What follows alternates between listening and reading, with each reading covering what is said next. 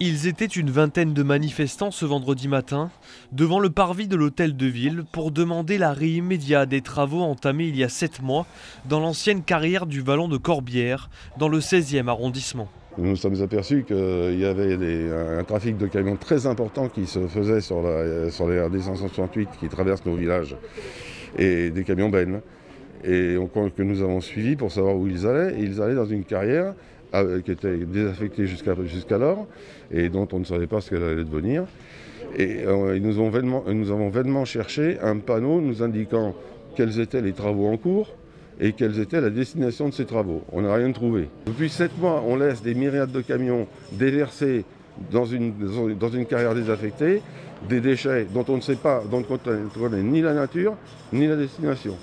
Ces travaux génèrent un intense trafic de camions, plus de 50 allers-retours à l'heure, qui transportent des déchets inertes à vive allure tout le long du littoral.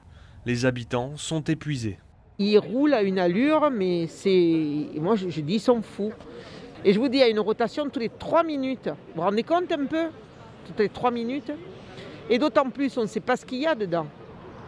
Personne ne sait puisqu'il n'y a pas eu de contrôle. Il n'y a pas de contrôle, il n'y a pas de permis, il n'y a pas eu de déclaration en préfecture en ICPE, c'est-à-dire sous le contrôle environnemental, avec un contrôle environnemental.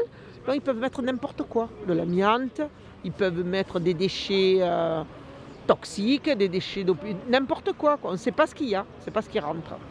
Les autorités municipales et préfectorales ont été plusieurs fois alertées. Sans succès, les manifestants demandent à la municipalité de prendre ses responsabilités. On demande à la mairie de faire arrêter immédiatement les travaux, de façon à ce qu'il n'y ait plus de trafic routier et qu'on puisse vérifier le bien fondé de cette opération.